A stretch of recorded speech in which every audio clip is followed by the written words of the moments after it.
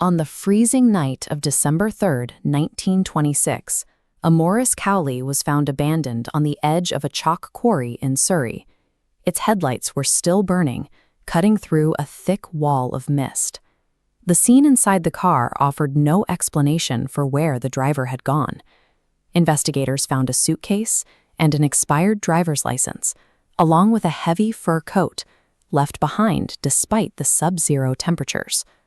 By daybreak, the area around Newlands Corner revealed a bleak, empty landscape. There were no tracks leading away from the vehicle, and no immediate signs of an accident or a struggle in the brush. The license identified the owner as 36-year-old Agatha Christie. Already a successful novelist, the woman who made a career of inventing mysteries had suddenly become the center of one. Local police immediately prepared for a recovery operation. They began dredging nearby bodies of water, including the spring-fed silent pool, convinced that they were looking for a body. As the search for a victim continued, a second investigation focused on her home. Plainclothes officers began tailing her husband, Colonel Archibald Christie, treating him as the person with the clearest motive for foul play. The investigation stalled almost immediately. The woman who spent years constructing unsolvable crimes was now the subject of a scene that offered no clear leads, leaving the Surrey police to look for a body they could not find. The resulting search operation was massive. 1,000 police officers were joined by an estimated 15,000 civilian volunteers, scouring the harsh terrain of the Surrey Downs for any trace of the author. The public interest reached the highest levels of government. The Home Secretary, William Joynson Hicks, personally intervened, pressuring the local police to produce results as the case dominated national headlines. Authorities were pushed to deploy every available resource. For the first time in a British missing persons case, airplanes were used to survey the landscape from above. The desperation drew in other famous figures. Sir Arthur Conan Doyle, creator of Sherlock Holmes, sought a supernatural solution. He took one of Christie's gloves to a psychic medium, hoping for a lead that the physical search had failed to find. Fellow crime writers like Dorothy L. Sayers also arrived at the crash site, hunting for clues and treating the reality of the disappearance like a chapter from a detective novel.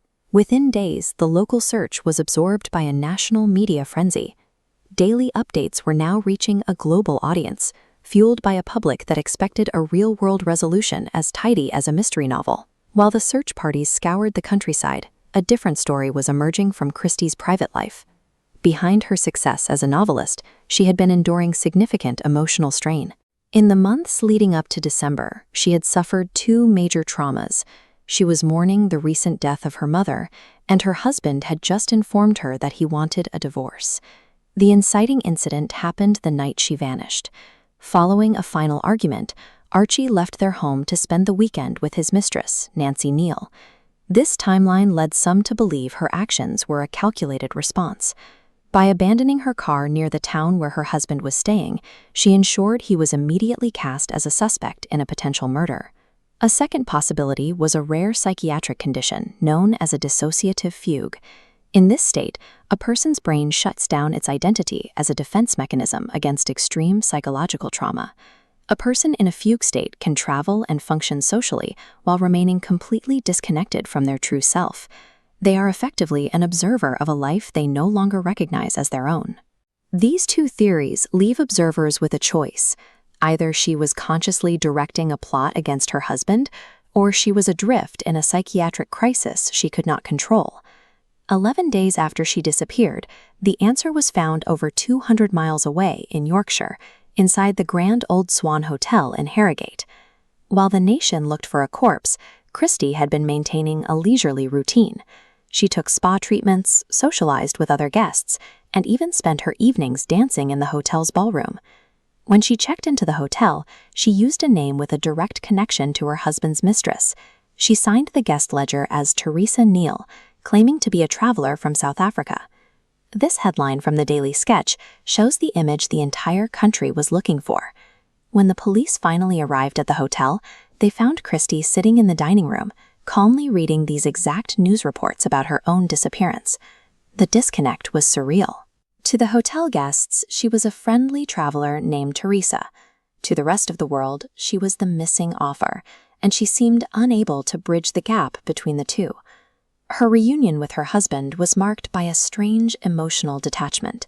She initially failed to recognize him, and then insisted he wait in the hotel lounge while she went upstairs to change into an evening gown for dinner.